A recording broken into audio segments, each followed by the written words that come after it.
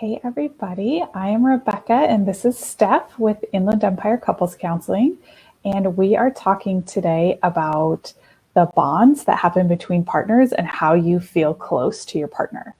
So I'm really excited to talk to Steph about this because these attachment bonds are things that she is so passionate about, and I'm really excited to just learn from you. So let's start out, what's an attachment bond? So is the relationship that we develop early in our lives. So initially with our caretaker, and the experiences that we have with our caretaker is what shapes these attachment bonds and how we eventually relate to other people when we're adults.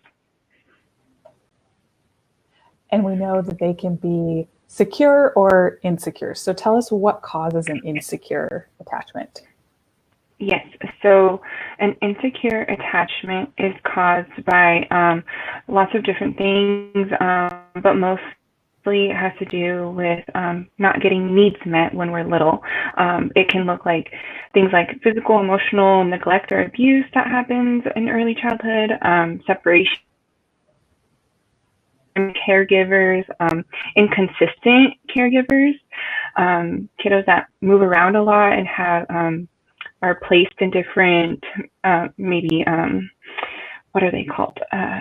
Help me. If they're like placed in, maybe like foster care, and traumatic experiences, any kind of addiction, or even young parents that maybe just don't know what they're doing and struggle.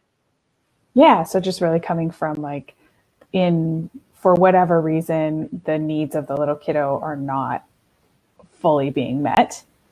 And so then they learn this insecure way of connecting with other people or depending on other people. And that can take a few different styles.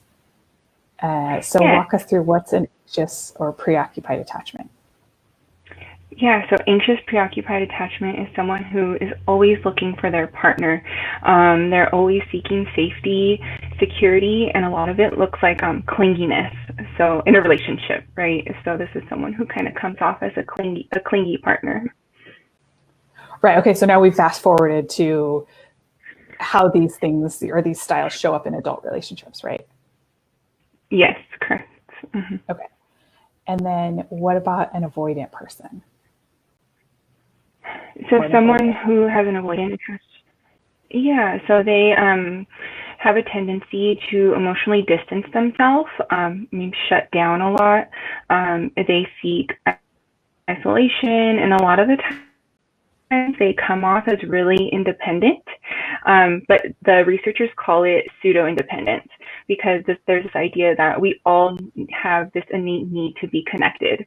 And so the Pseudo Independence doesn't really serve them in their adult relationships. It doesn't let them lean on their partner like a secure person would. Right. And then you end up, people end up in this place where it's like, well, I really need you and want you to be close to me, but I don't feel like I can tell you how much I need you and I want you to be close to me. And so there's this weird tension between wanting the closeness but appearing aloof and independent, which can sometimes be confusing for the partner of that person. Yeah, and also it also can land very much on the other partners as like they're a person who doesn't care about them or about the relationship. And what about a fearful avoidant? How is that different? So it's like a mix between the two of an avoidant person and an anxious person. So this person's just really confused about what they want. They're so ambivalent about how they feel about their partner.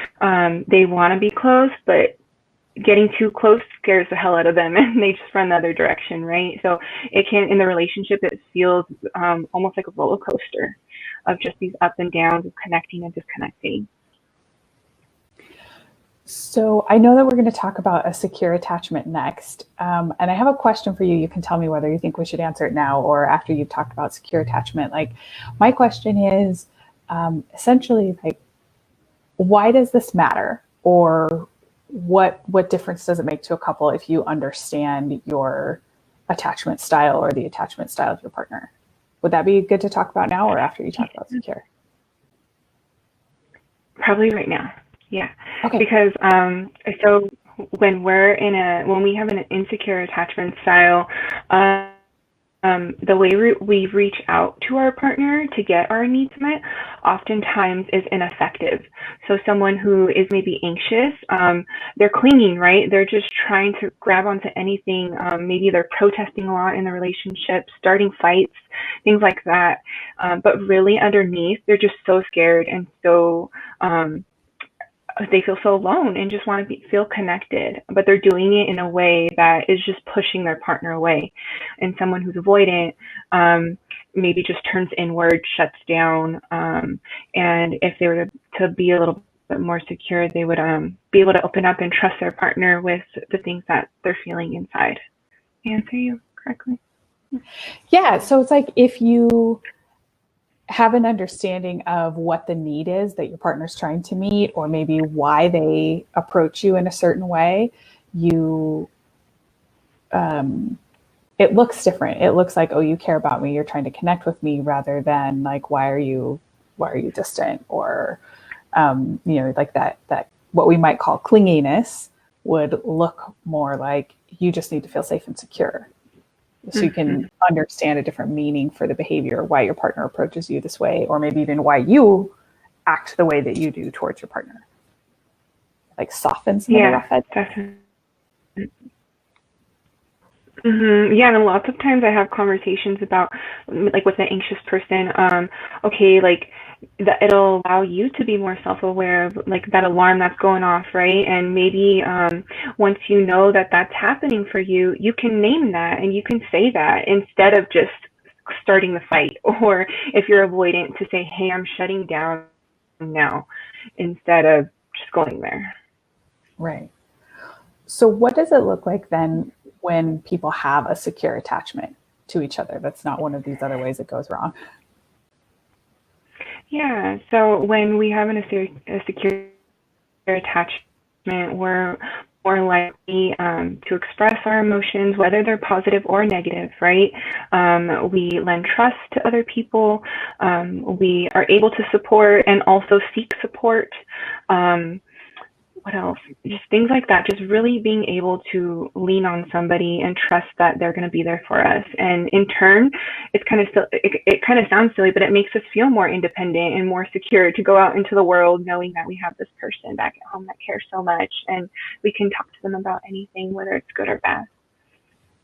Sure. Like maybe I have the strength to take on other challenges or face other sources of insecurity or anxiety because I don't have worry about the safety of my relationship, or whether my partner's going to be there for me, or whether I can go to them when I need something. Yeah, totally.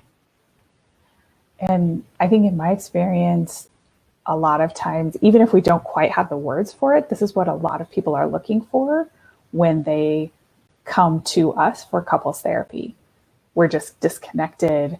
We, keep having these fights and we don't understand why. We can't get out of the pattern. I love them, but they drive me nuts, whatever it is. And when we really get down into what's the outcome, what is it that we're trying to create for you? What's the change that you want to have happen? It's this. I want to feel connected to my partner. I want to not worry about the future of our relationship. I want to feel like I can tell them whatever is on my mind and they're going to be there for me, have my back. Yeah. And a lot of times, like, we see them in a much more positive light and can set it out to, and so much more gently with those challenging that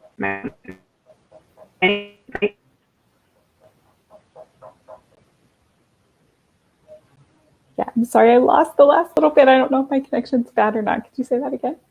I know. I got distracted too with that loss. it's not going to come back. I don't want to waste time. Okay, that's totally all right. If you would like to check out more of our videos, read some of the things that we have on our blog, if you're interested in working with one of our therapists or finding out about events we have going on, you can check us out at iecouplescounseling.com. Thank you.